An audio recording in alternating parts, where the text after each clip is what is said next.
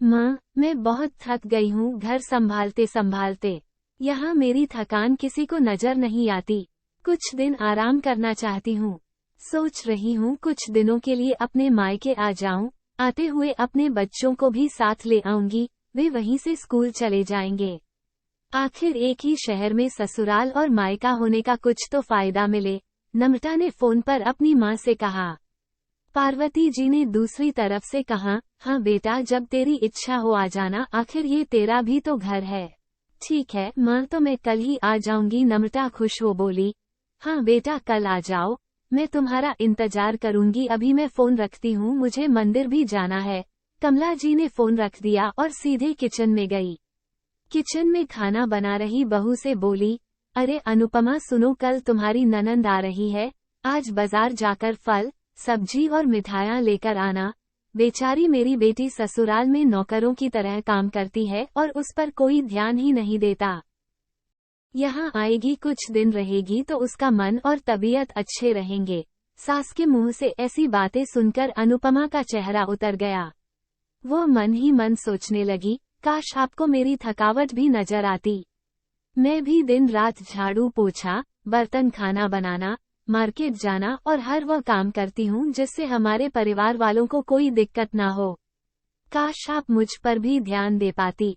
आपकी बेटी तो जब मन में आता है तब यहाँ आ जाती है, लेकिन मैं साल में एक बार ही अपनी माँ के पास जाती हूँ, तब भी आपको प्रॉब्लम होती है। मैं भी इंसान हूँ, मेरा भी मन है, मुझे भी लगता है अपने माँ के पास जाकर थोड़ा आराम करूँ, सुख दुख की दो चार बातें करूँ, अपना मन हल्का करूँ। भगवान अब तुम ही कुछ करो ताकि मेरी सांस की आंखें खुले और उसे मेरी थकावट भी नजर आए। शाम तक भगवान ने जैसे अनुपमा की सुन ली और उसकी ननंद का फोन आया। ननंद ने अपनी माँ से कहा कि उसकी सास ने उसे मायके आने के लिए मना कर दिया है, इसलिए इस बार वो नहीं आ सकती। पार्वती जी बोली, ऐसे कैसे मना कर दिया? पहले तो कभी वो तुम्हें आने के लिए नहीं रोकती थी, इस बार भला क्या हो गया? लाओ मेरी बात कराओ उसने, मैं समझाती हूँ। नम्रता ने फोन अपनी सास के पास दिया। पार्वती जी ने कहा, नमस्कार समधन जी, आपसे कुछ कहना था। समधन जी ने कहा, कहिए। दरअसल नम्रता कल त्योहार है, इसलिए अपने मायके आना चाहती है, अगर आप उसे भेज दे तो अच्छा रहेगा। नम्रता की सास ने कहा, देखिए समधन जी, आपकी बेटी मायके जाकर रहे, इस बात के लिए हमने उसे कभी नहीं रोका और इस बात से हमें कोई प्रॉब्लम है भी नहीं। कुछ दिनों पहले मैं अपने रिश्तेदार के शादी में गई थी, वहां आपकी बहू अनुपमा की माता जी से मिलने का मौका मिला।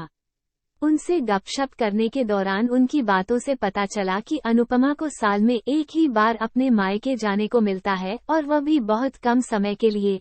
मुझे लगता है आपको पहले अनुपमा को उसके मायके भेज देना चाहिए और वह जब मायके होकर आ जाएगी तो मैं नम्रता को आपके पास भेज दूंगी। एक बहुत जरूरी बात जो मुझे लगता है आपको समझ लेनी चाहिए कि आपको अपनी बहू को भी बेटी की तरह या बेटी से भी ज्यादा प्यार देना चाहिए। उसे भी मायके जाने की इच्छा होती होगी। हो सकता है नम्रता के वहां आने से उसकी आवभगत करने के लिए आप उसे उसके मायके नहीं भेजती होंगी, या फिर वो आपसे कुछ कहने से अभी डरती हो।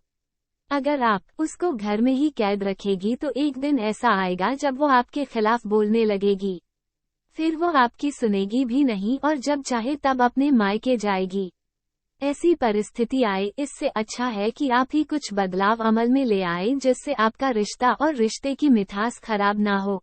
पार्वती को अपने समधन के हर एक शब्द में सच्चाई नजर आई। उन्हें महसूस हुआ कि उन्होंने अपनी बेटी के प्यार में अंधे होकर कभी भी अपनी बहू के मन का विचार नहीं किया। उन्होंने हमेशा ही अपनी बेटी को अपने बहू से ऊपर रखा।